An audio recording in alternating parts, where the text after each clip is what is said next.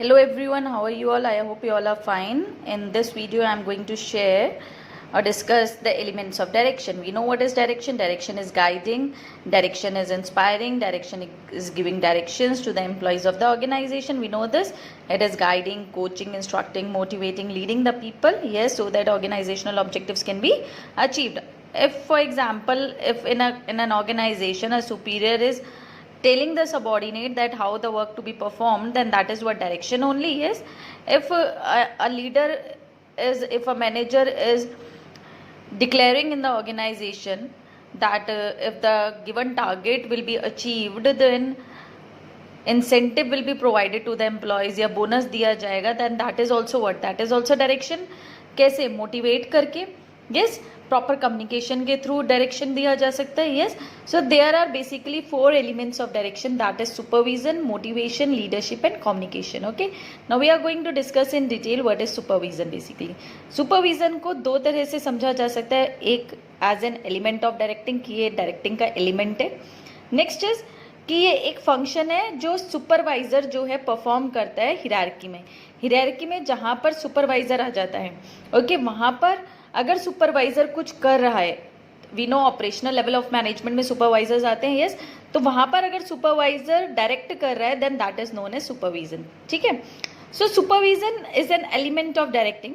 Each and every manager in the organisation, हर मैनेजर चाहे वो किस भी लेवल ऑफ मैनेजमेंट में हो, वो अपने सबॉर्डिनेट को सुपरवाइज करता है. ओके, इस सेंस में हम ये कह सकते हैं कि supervision is the process of guiding the efforts of employees and other resources to accomplish the desired objectives.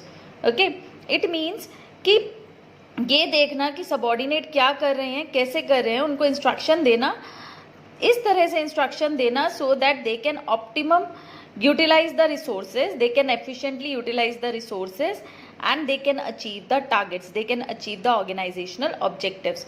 Okay, secondly supervision को हम इस तरह से भी समझ सकते हैं कि सुपरविजन जो है एक ऑर्गेनाइजेशनल लेवल पर, जब ऑपरेटिव लेवल पर जब सुपरवाइजर जो भी वट एवर फंक्शन वो परफॉर्म कर रहा है तो that is also supervision.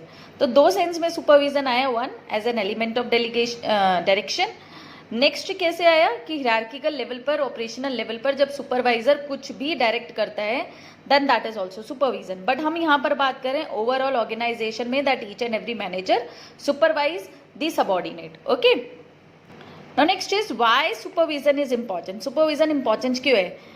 First reason is supervisor maintain करता है डे टू डे कॉन्टैक्ट को और फ्रेंडली रिलेशंस बनाकर रखता है वर्कर्स के साथ. क्यों? क्योंकि एक अच्छा फ्रेंडली गाइड, अगर आपका सुपरवाइजर आपसे फ्रेंडली, अगर आपका सुपीरियर किसी ऑर्गेनाइजेशन में उसका सबॉर्डिनेट का सुपीरियर बहुत ज़्यादा फ्रेंडली है, तो वो सुपरवाइजर कैसे एक्ट कर सकता है? As a guide, as a friend, as a philosopher. Yes, supervisor also act as a link between worker and management. Yes, hierarchical level में कहाँ पर होते हैं? ऑपरेशनल लेवल पर होते हैं.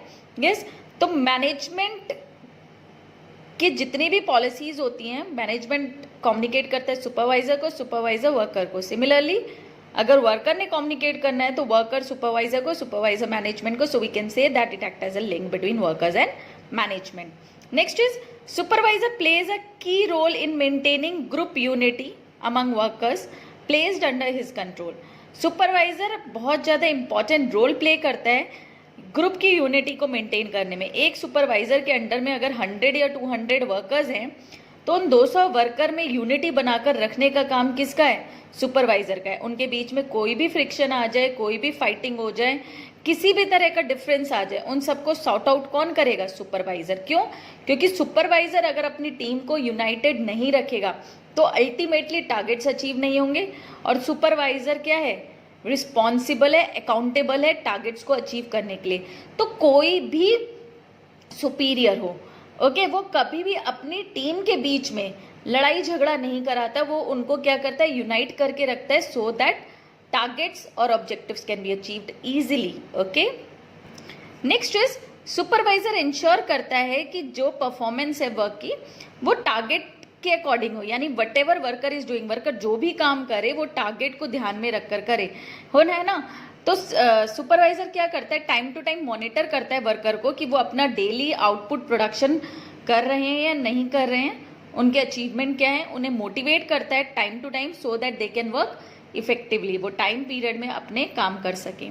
Supervisor provides good on the job training to the workers and employees. ये supervisor on the job training भी प्रोवाइड करता है, यानी कि जब कोई वर्कर ज्वाइन कर लेता है तो मशीन पर कैसे काम करना है उसकी नॉलेज देता है अपने वर्कर्स को, अपने एम्प्लॉयज को। Yes, next is supervisory leadership plays a key role in influencing the workers. Of course good leader, अगर सुपरवाइजर के पास लीडरशिप क्वालिटी है तो वो अपने वर्कर्स को मोटिवेट कर सकता है, उनके मोरल को बूस्ट कर सकता है so that they can achieve the targets. A good supervisor analyses the work performed and gives feedback to the workers. एक अच्छा सुपरवाइजर जो है वो वर्कर के काम को देखता है, एनालाइज करता है, ओके, और उसके बाद वर्कर्स को फीडबैक देता है that you are doing good, और नहीं तो यहाँ पर गलती हो रही है, इस काम को इस तरह से करो। Yes, now next is motivation. Motivation क्या है बेसिकली, अगर हम बात करें तो मोटिवेशन इज, हम क्या कहेंगे कि ये एक तरह का किसी को काम करने के लिए या किसी को मूव करने के लिए, है ना, उसको इंड्यूस करना। So we can say inducement to act और मूव। ये केस स्टडी का एग्जाम्पल गिवन है, you can go through this case study and you can see. I'm going to tell you the definition of motivation. It means that incitement or inducement to act or move.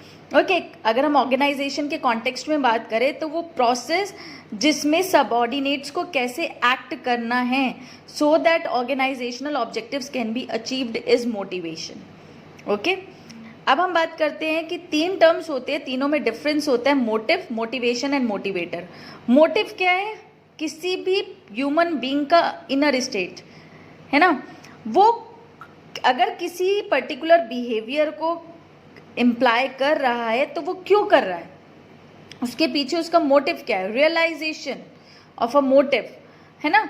Motive arises out of the needs of individuals. Motive क्यों आते हैं individuals के, उनके needs के according, जैसे उनके needs होंगे वैसे उनके मोटिव्स होंगे। So these are energies activates or moves and directs behavior towards goals. For example, अगर किसी को भूख लगी है तो वो खाने की नीड है तो उसका मोटिव क्या होगा, सबसे पहले मुझे खाना मिल जाए। अगर प्यास लगी है तो सबसे पहले मोटिव क्या है, मुझे पानी मिल जाए, ये ना, है ना। Next is motivation. मोटिवेशन अभी मैंने बताया, it is the process of inducement, और हम ये भी कह सकते हैं स्टिमुलेट करना पीपल को so that they can achieve the desired ultimate goals और ऑब्जेक्टिव्स।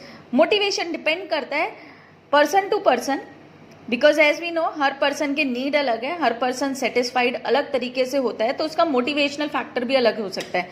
फॉर एग्जाम्पल, अगर एक ऑर्गेनाइजेशन में पर्सन आया है, उसका मोटिव है टू अर्न मनी, तो उसको मोटिवेट कैसे किया जा सकता है, उसको मोटिवेट किया जा सकता है फिनेंशियली, है ना। वहीं एक दूसरा पर्सन है, उसको स्टेटस सिंबल ज़्यादा अच्छा लगता है, तो उसका मोटिव क्या है कि मुझे अपनी सोसाइटी में स्टेटस बना के रखना है, ऑर्गेनाइजेशन में एक गुड पोजीशन में रहना है, तो उसे कैसे मोटिवेट किया जा सकता है, that if you be doing good तो आपको प्रमोट कर दिया जाएगा। So it depends on person to person और उनके सेटिस्फाइंग नीड्स पर डिपेंड करता है what motivation. Okay, next is motivator. Motivator कौन होता है, मोटिवेटर जो है एक तरह से टेक्निक है जो ऑर्गेनाइजेशन में पीपल को मोटिवेट करने के लिए यूज की जाती है, कि किसी का मोटिवेटर पे हो सकता है, किसी का बोनस हो सकता है, किसी का प्रमोशन, किसी का रिकॉग्निशन, सो व्हाटएवर जिस भी चीज के लिए उनको मोटिवेट किया जा रहा है, that is what motivator. Okay, now what are the features of motivation. Feature क्या है मोटिवेशन के, motivation we know it is an internal feeling, internal feeling है, हम फिजिकल नहीं है, हम उसे देख नहीं सकते बट हम उसे फील कर सकते हैं।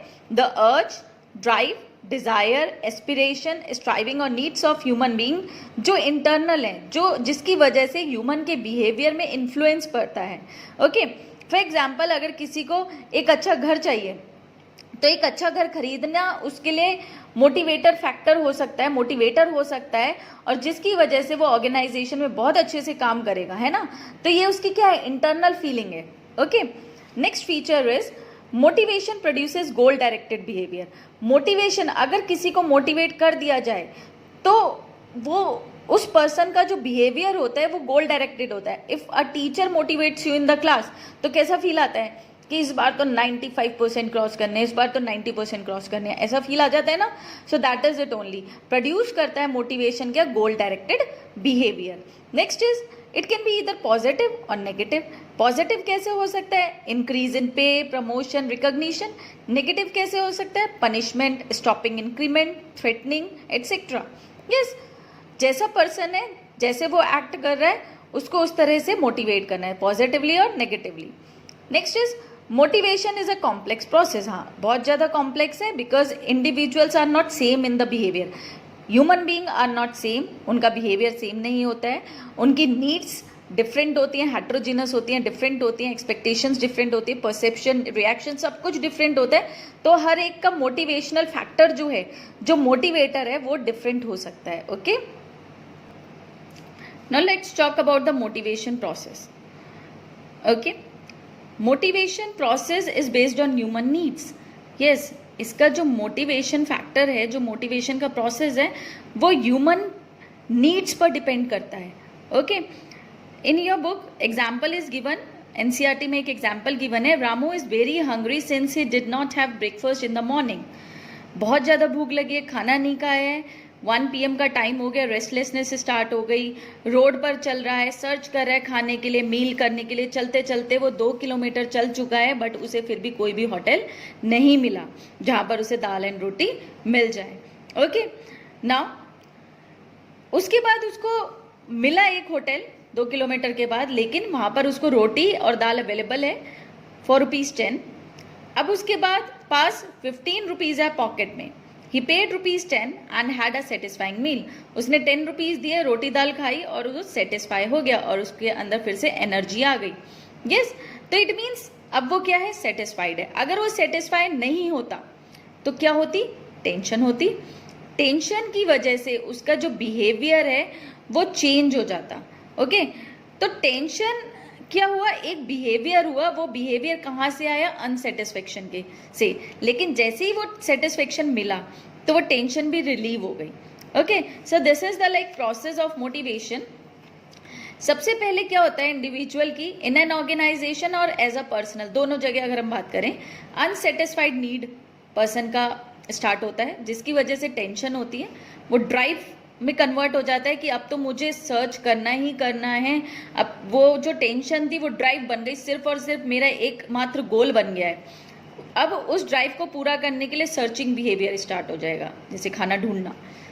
मिल गया, सेटिस्फाई हो गया और टेंशन रिड्यूस हो गई. So this is the process of motivation. Okay, now why motivation is important? इसका इम्पोर्टेंस क्या है, क्यों इतनी इम्पॉर्टेंट है? First reason is it helps to improve performance levels of employees.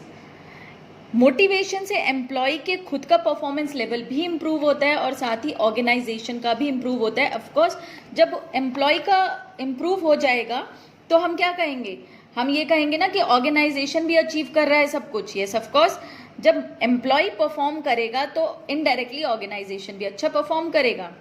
Motivation helps to change negative और indifferent attitudes of employee to positive attitude. Of course अगर कोई employ का नेगेटिव एटीट्यूड है ऑर्गेनाइजेशन में तो उसको पॉजिटिव में कन्वर्ट किया जा सकता है with the help of motivation. For example कि अगर एक एम्प्लॉय है, उसका मन नहीं लग रहा है काम करने में और वो बार बार ऑर्गेनाइजेशन की बुराई करे जा रहा है, इतना काम होता है, ऐसे करना होता है, शिफ्ट्स बहुत है, टाइम जाता है, फैमिली टाइम नहीं मिल पा रहा है, क्वालिटी ऑफ लाइफ नहीं है, then if that particular employee is given bonus या फिर उसको इंसेंटिव दिया जाए आफ्टर एवरी 3 months, तो he'll feel सेटिस्फाइड. वो सेटिस्फाइड हो जाएगा. तो उसके उस नेगेटिव एटीट्यूड को पॉजिटिव एटीट्यूड में चेंज किया जा सकता है so that organisational objectives can be achieved. Next is motivation helps to reduce employee turnover. Yes, employee जो ऑर्गेनाइजेशन छोड़कर जाते हैं उसको भी कम किया जा सकता है with the help of motivation. Generally जितना भी टर्न ओवर होता है किसी भी ऑर्गेनाइजेशन में, एब्सेंटिज्म होता है, it is because of the lack of motivation. Actually managers जो हैं टाइमली, सही टाइम पर आइडेंटिफाई नहीं कर पाते हैं motivational needs of the employees and they cannot be able to motivate their employees on time, and thus they generally what they do, they give resignation and they leave the organization. But if motivation is there, अगर manager अच्छा है और motivate करता है time to time, then it can reduce the employee turnover in the organization. Okay, next is motivation helps to reduce absenteeism in the organization. अभी बात की थी, मोटिवेशन है तो एब्सेंटिज्म कम हो जाएगा, बिकॉज मोटिवेशन है तो bad working condition, inadequate rewards, lack of recognition, poor relation with supervisor and colleagues जो हैं वो नहीं रहेंगे, जो कि एक्चुअली होते हैं कब, जब मोटिवेशन नहीं होता है ऑर्गेनाइजेशन में, और जिसकी वजह से एब्सेंटिज्म क्रिएट होता है ऑर्गेनाइजेशन में। Motivation helps managers to introduce changes smoothly without much resistance from people. If the manager is a good motivator, अगर सुपरवाइजर या मैनेजर बहुत अच्छा मोटिवेटर है और ऑर्गेनाइजेशन में कोई चेंजेस लेकर आने हैं, तो दैट पर्टिकुलर मैनेजर और सुपरवाइजर बहुत ईजिली लेकर आ सकता है, बहुत ईजिली कन्विंस कर सकता है अपने वर्कर्स को, अपने एम्प्लॉयज को, दैट कि चेंजेस जो हैं वो लाने के लिए। Okay, so if motivation is there, then employee will able to accept those changes. Okay, now next is Maslow's need hierarchy theory of motivation. This theory is very important for your both point of view. Abraham Maslow, okay, Abraham Maslow psychologist थे, okay, उन्होंने एक theory दी human needs पर। उनकी ये theory जो है human needs पर depend करती है। उन्हें लगा कि हर ह्यूमन बीइंग के अंदर कुछ नीड्स होते हैं और उन नीड्स की एक हिरार्की होती है, यानी वो क्रोनोलॉजिकल ऑर्डर में एग्जिस्ट करते हैं, वन बाय वन चलते हैं। ओके, वो नीड्स क्या हैं? सबसे फर्स्ट नीड जो किसी भी ह्यूमन बीइंग के अंदर होता है, that is basic physiological needs. It means needs which are most basic, यानी कि food, clothing, shelter, comfort zone, ये सब क्या है? उसके बेसिक फिजियोलॉजिकल नीड्स हैं जो उसे चाहिए, ठीक है, in personal life, okay, as an individual. और अगर हम बात करें एज एन ऑर्गेनाइजेशन, तो वो है बेसिक सैलरी। सबसे मिनिमम रिक्वायरमेंट उसकी क्या है? Basic salary. फिजियोलॉजिकल का मतलब है कि जीने के लिए उसके कुछ बेसिक नीड्स हैं। नेक्स्ट आते हैं सेफ्टी और सिक्योरिटी नीड। अगर हम इंडिविजुअल के एग्जाम्पल में जाएं तो उसके सेफ्टी और सिक्योरिटी नीड क्या है? That is stability of income. उसको सेफ्टी चाहिए, उसको सिक्योरिटी चाहिए कि मेरी स्टेबिलिटी बनी रहे, मेरी जॉब पोजीशन बनी रहे, मुझे अच्छी सैलरी मिलती रहे, मेरी इनकम बनी रहे, मेरे को, है ना। तो ये सब उसकी क्या है? सेफ्टी नीड हो गया एज एन इंडिविजुअल। और अगर हम ऑर्गेनाइजेशन की बात करें तो ऑर्गेनाइजेशन में उसकी सिक्योरिटी क्या है? पेंशन। ओके, तो जहां ये नीड फुलफिल हुआ, जैसे ये नीड फुलफिल होगा, उसके बाद जो सेकंड नीड है वो डेवलप हो जाता है किसी भी ह्यूमन बीइंग के अंदर। और जब ये नीड फुलफिल होता है, उसके बाद आ जाता है ये नीड, अफिलिएशन और belonging needs as an individual, ठीक है, रहने के लिए घर, कपड़ा, मकान, सब कुछ, सॉरी, घर, कपड़ा, रोटी, सब कुछ मिल गया, खाना वाना सब कुछ मिल गया। अब सिक्योरिटी भी मिल गई, प्रोटेक्शन मिल गई।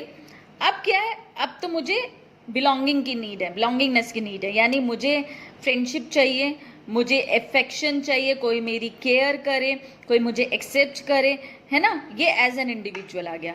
ऑर्गेनाइजेशन के टर्म में अगर हम बात करें तो मेरे एम्प्लॉयज़ के साथ अच्छे रिलेशनशिप बने, एम्प्लॉयज़ मुझे जाने, एम्प्लॉयज़ मुझे पहचाने, मेरे वर्क को जाने, है ना। जैसे ये नीड फुलफिल होता है, वैसी पर्सन के, इंडिविजुअल के एस्टीम नीड्स डेवलप हो जाते हैं। इट मीन्स फ्रेंड मिलने के बाद, फ्रेंडशिप मिलने के बाद, बिलोंगिंगनेस मिलने के बाद, अब मुझे सेल्फ रिस्पेक्ट चाहिए, मुझे सोसाइटी में स्टेटस चाहिए, मुझे रिकॉग्निशन चाहिए, मुझे अटेंशन चाहिए। ओके, वहीं ऑर्गेनाइजेशन में क्या आ जाएगा? मुझे एक अच्छा जॉब टाइटल चाहिए, मुझे एक अच्छी जॉब पोजीशन चाहिए। जॉब पोजीशन मिलते ही अगर मैं एक टॉप लेवल में चला गया तो मेरी सेल्फ रिस्पेक्ट, स्टेटस, रिकॉग्निशन सब बढ़ जाएगा। जैसे ये नीड फुलफिल हुआ, फिर डेवलप होता है self actualization need. This is the highest level of need in the hierarchy. ये वो ड्राइव है ह्यूमन बीइंग के अंदर जिससे वो कैपेबल हो जाता है कुछ बनने के लिए जो वो बनना चाहता है। ओके, ये बेसिकली इंक्लूड करता है growth, self fulfilment and achievement of goals. जहां पर गोल फुलफिल हो गए उसके लाइफ के, जहां पर उसने जो सोचा था वो अचीव कर लिया, then that is self actualization need. Okay, अगर हम बात करें इंडिविजुअल लेवल पर तो उसका क्या है? जो वो बनना चाहता था बन गया। और ऑर्गेनाइजेशन के पॉइंट ऑफ व्यू से सोचे तो achievement of organizational goals. So these are five needs of Abraham Maslow's theory. You can see this example or graph from your book that these are 5 needs. सबसे ज़्यादा जरूरी ये needs होते हैं, सबसे नीचे बेसिक नीड्स आते हैं और ये सबसे ज़्यादा होते हैं। ओके, फिर ये फुलफिल होते ही थोड़े कम नीड्स होते हैं, this, then affiliation need, then esteem need, then self actualization need. Okay, most of the people के ये नीड्स फुलफिल हो जाते हैं, उससे कम लोगों के ये फुलफिल होते हैं, उससे कम ये, उससे कम ये, और सबसे कम प्रपोर्शन ऑफ पॉपुलेशन के ये नीड्स फुलफिल होते हैं। Okay, this is like organizational point of view is given, this is individual point of view is given. Okay, this is very important theory. Okay, now this theory is based on assumption, कुछ assumption पर based है ये थ्योरी, that is कि Maslow ने सोचा कि ये जो बिहेवियर है ये लोगों का बिहेवियर उनके नीड्स पर बेस करता है, यानी satisfaction.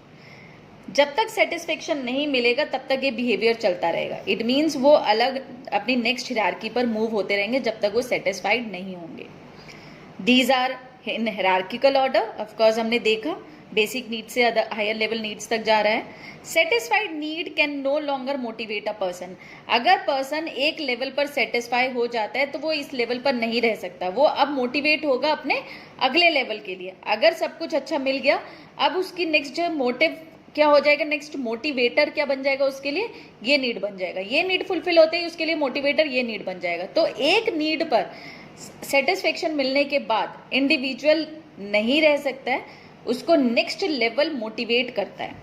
A person moves to the next higher level of the hierarchy only when the lower need is satisfied. जब उसका ये लेवल सेटिस्फाई हो जाएगा तभी वो नेक्स्ट लेवल पर मूव करता है। Okay, so basically Maslow theory जो है वो फोकस करती है नीड्स पर on the basis of motivation.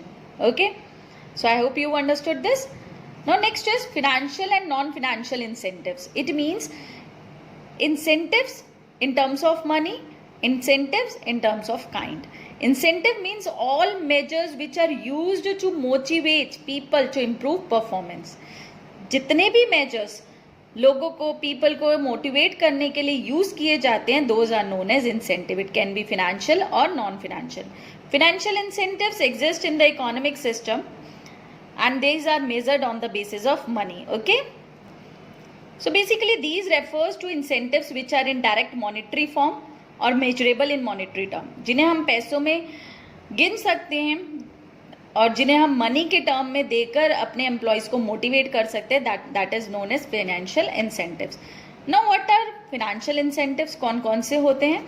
First is pay and allowances. Of course basic salary जो दी जाती है दैट इज ओनली पे, उसके साथ अलाउंसेस दिए जाते हैं। फॉर एग्जाम्पल डियरनेस अलाउंस दिया जाता है, अदर अलाउंसेस दिए जाते हैं, है ना, इंक्रीमेंट किए जाते हैं एवरी ईयर, है ना, time to time allowances increase किए जाते हैं, that is what pay and allowances.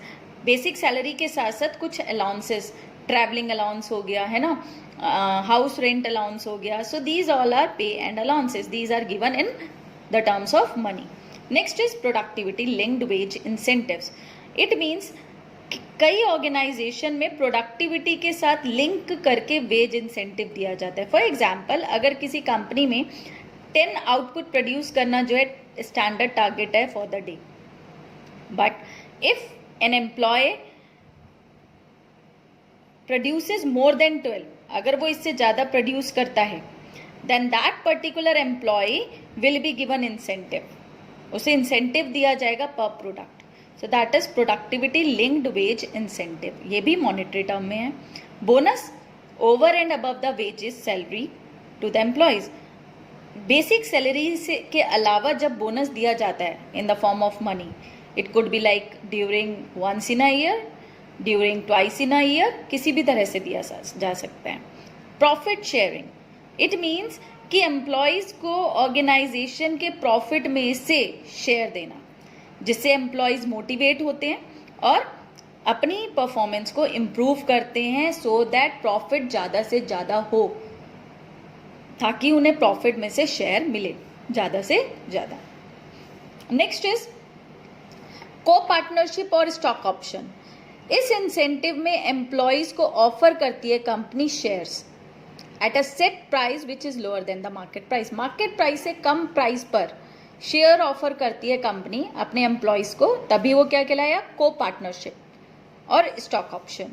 Some time management जो है इंसेंटिव की जगह, मतलब See, sometimes management may allot shares in line of various incentives payable in cash.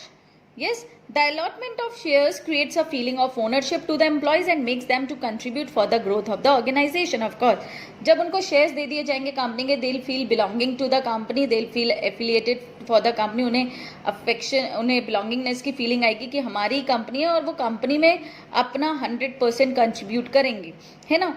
और दे नो कि शेयर को जब वो चाहे सेल कर सकते हैं and they'll get the money in cash. Yes. Next is retirement benefit.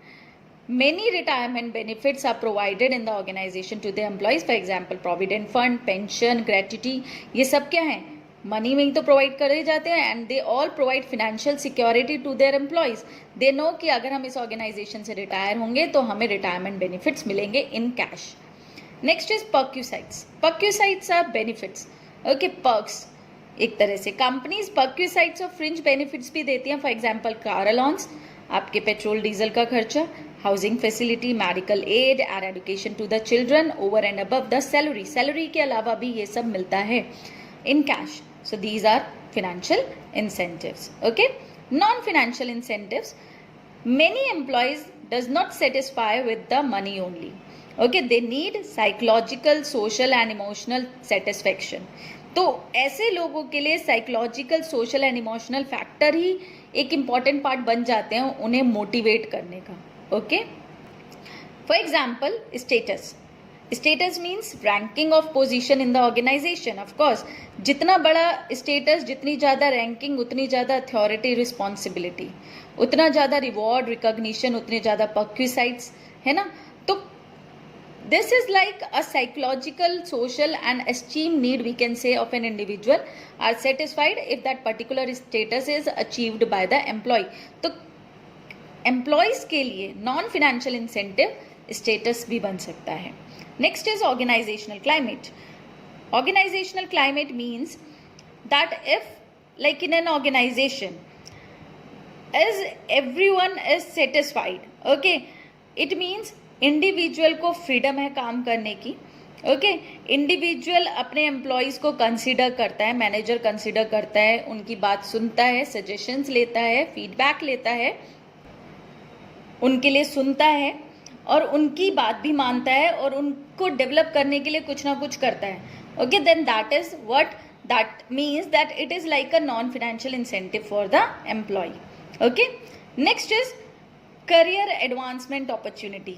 Every individual want कि उसकी सेम पोजीशन पर ग्रोथ एंड डेवलपमेंट हो. अगर मैनेजर उसको अपॉर्चुनिटी प्रोवाइड करता है कि वो अपने स्किल्स को इम्प्रूव करे और प्रमोट होकर हायर लेवल पर जाए, okay, through training and development programme, that it means कि ये भी एक उसके लिए मोटिवेशनल फैक्टर का वर्क कर सकता है जो कि नॉन फिनेंशियल है.